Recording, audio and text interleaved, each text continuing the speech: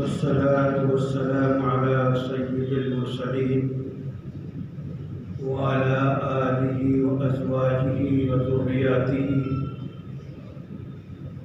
ومن تبعهم وصحبه ومن تبعهم بإحسان إلى يوم الدين.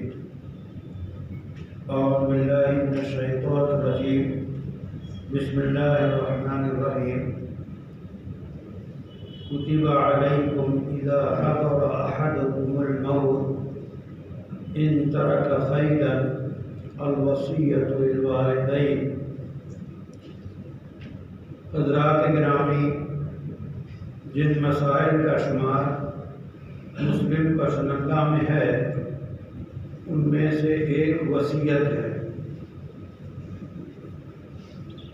اردو میں بولتے ہیں کہ فلاں صاحب مرتے وقت یہ وصیت کر گئے، تو گویا وصیت کہتے ہیں زندگی میں کوئی ایسی بات کرنا جس کا نفاذ مرنے کے بعد ہو تو اسے وصیت کہتے ہیں.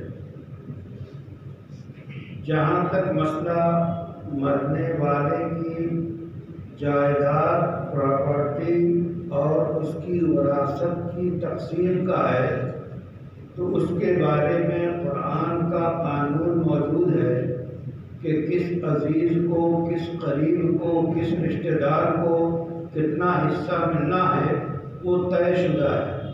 اس میں کسی کی وصیت کو کوئی دخل نہیں ہے. تو مرنے کے بعد وراثت اسلامی وراثت کے نظام کے مطابق تقسیم ہے. پھر وصیت کا فائدہ کیا ہوتا ہے؟ وصیت کے کئی بنیادی فائدے ہیں. ایک تو وصیت جو ہے واجب ہے، ضروری ہے، وہ بھی دو حق کے سلسلے میں، چاہے بندوں کا حق ہو چاہے اللہ کا حق ہو. اگر کسی انسان کے اوپر لوگوں کے قرض ہیں تو ان قرضوں کے بارے میں یہ تاکید اور یہ تحریر اور یہ وصیت ضروری ہے کہ کن لوگوں سے لین دین ہے اور کس کا کتنا قرض ہے، تاکہ مرنے کے بعد اس کے مال میں سے اس کی ادائیگی کی جائے.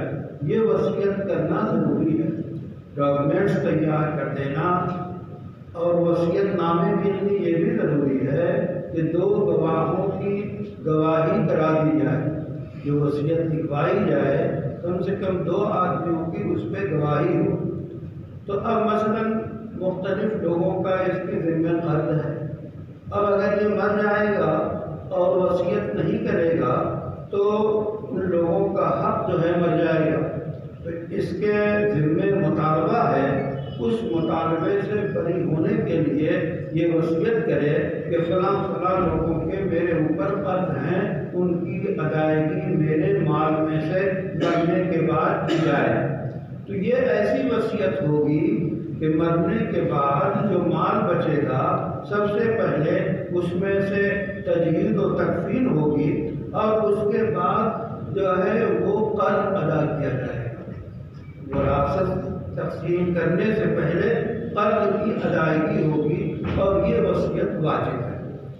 اسی طرح یہ وصیت بھی واجب ہے کہ مثلا کسی کے اوپر زندگی میں حج فرض ہو گیا لیکن وہ ٹال مٹول کرتا رہا یا وقت نہیں مل سکا اور وہ حج نہیں کر سکا. اب جو ہے وہ دیکھ رہا ہے کہ اب حج کرنا مشکل ہے اور مرنے کا وقت قریب ہے، تو حج کے بارے میں وصیت کر دے کہ میرے بعد میری طرف سے حج بدل کرایا جائے. یہ وصیت کرنا بھی اللہ کا حق ہے اور اس کے ذمہ واجب ہے. جب یہ وصیت کر دے گا کہ میں اپنی زندگی میں حج فرض ہونے کے بعد باوجود حج نہیں کر سکا، میرے مرنے کے بعد میری طرف سے حج بدل کرایا جائے، تو اس وصیت کو نافذ کیا جائے گا. اور ورثہ کے ذمہ ضروری ہے کہ اس کی طرف سے حج کرائیں اور وراثت کی تقسیم سے پہلے یہ اس کے حج کا پیسہ نکالا جائے گا اور کسی کو حج کرایا جائے گا. اسی طرح کسی کے ذمہ زکوٰۃ ہے، زکوٰۃ اس کے ذمہ واجب ہے، فرض ہے، اور ابھی زکوٰۃ کی رقم ادا نہیں کر سکا وہ محسوس کر رہا ہے کہیں ایسا نہ ہو کہ میں مر جاؤں، تو وہ وصیت کر دے کہ میرے ذمے اتنی زکوٰۃ ہے جس کو ادا کیا جائے، تو یہ وصیت بھی نافذ کی جائے گی، واجب ہوگی اور نافذ کی جائے گی۔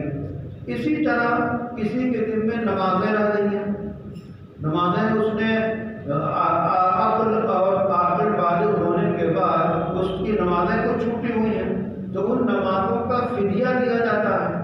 ایک نماز کے عوض صدقہ فطر کی ایک مقدار ایک نماز ہے، اور روزانہ 6 نمازوں کا فدیہ نکالا جائے گا۔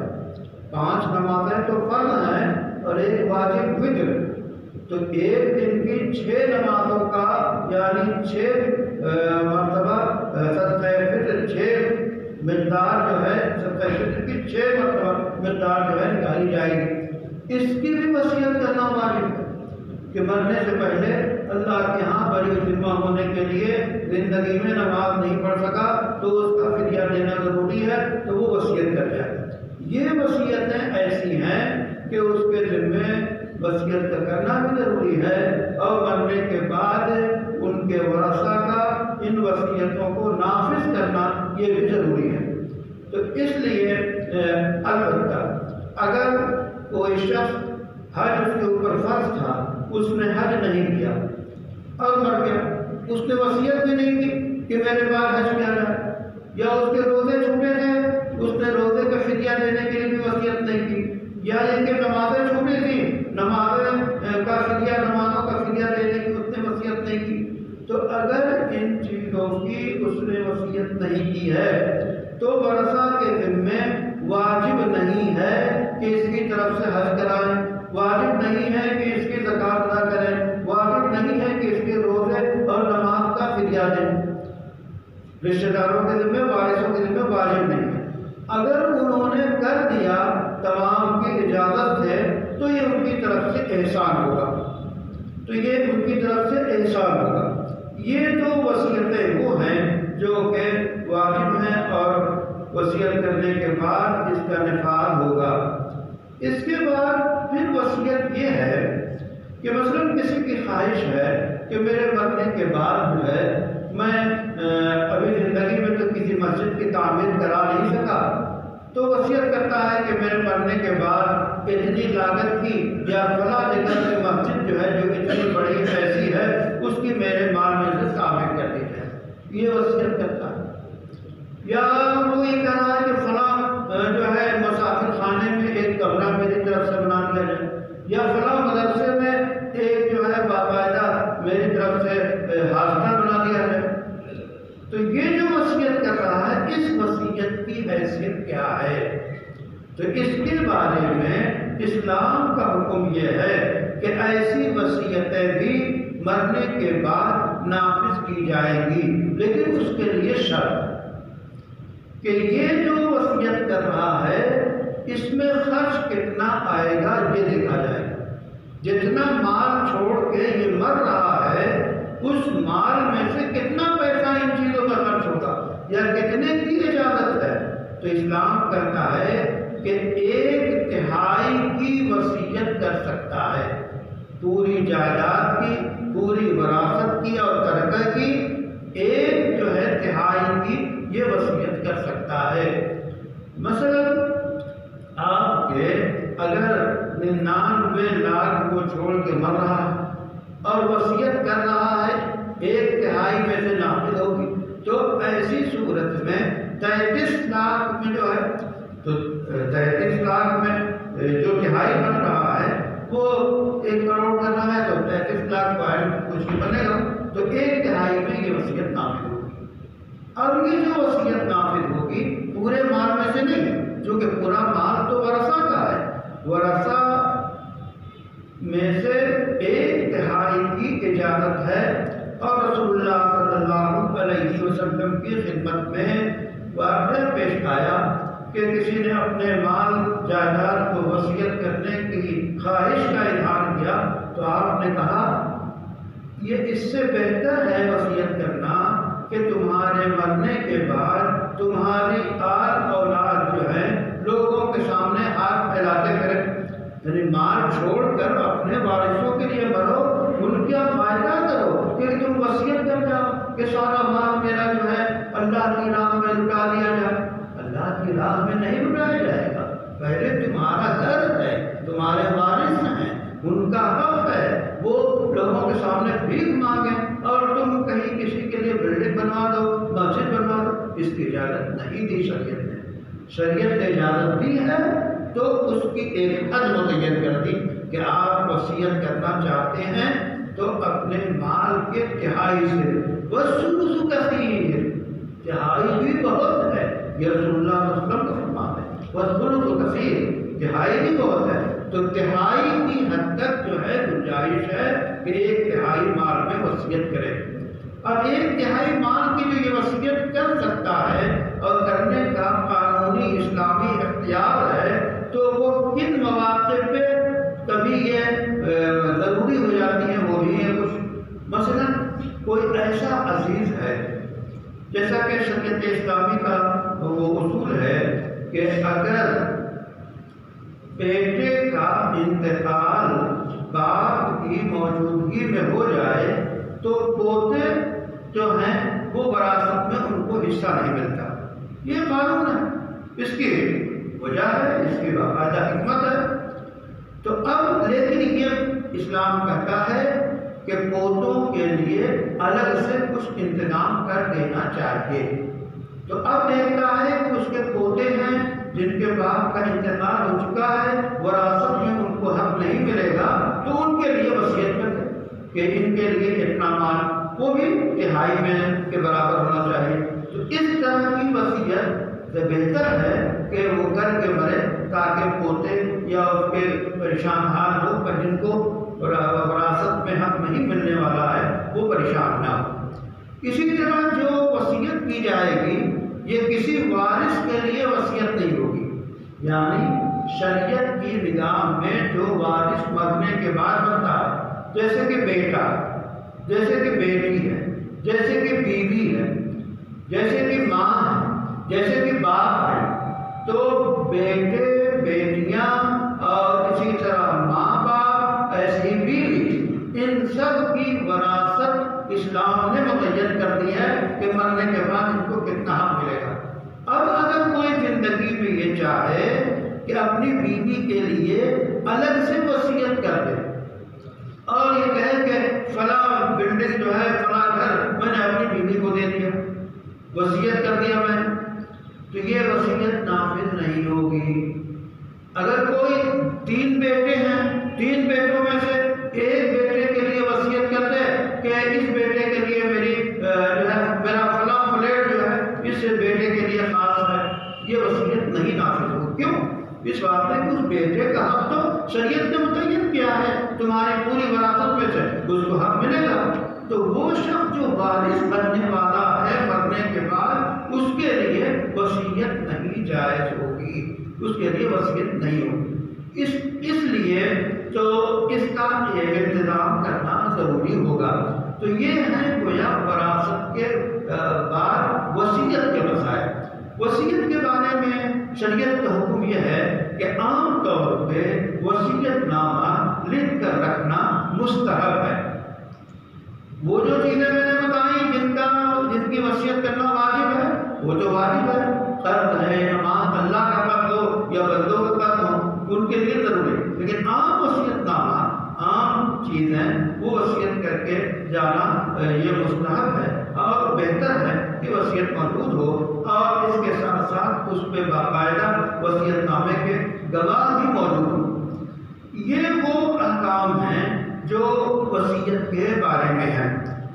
پھر کار خیر کر کے جانا یہ زیادہ بہتر ہے جب وہ یہ محسوس کرتا ہو کہ میرا جو مال ہے، میری جو وراثت ہے، میری جو پراپرٹی ہے، یہ مرنے کے بعد ورثہ سب تقسیم کر لیں گے اور کوئی خیر کا کام نہیں ہوگا، تو ایسے وقت میں بہتر ہے اس کے لیے کہ کم سے کم 1/3 مال میں اپنی آخرت بنانے کے لیے، لوگوں کو فائدہ پہنچانے کے لیے جو ہے وصیت کر جائے۔ تو 1/3 مال کی وصیت اس کی نافذ ہوگی، اور اس کے لیے جتنے کار خیر ہیں کہ اس میں سے کوئی ایسا عزیز جو وارث نہیں بنتا، بہت سے عزیز سے سارے عزیز تو وارث بنتے ہیں، جو عزیز وارث نہیں بنتا وہ غریب ہے، پریشان حال ہے، تو ان کی تعلقیر کر لینا، ان کے لیے وصیت کر لینا تاکہ وہ بہتر طریقے پہ رہ سکے۔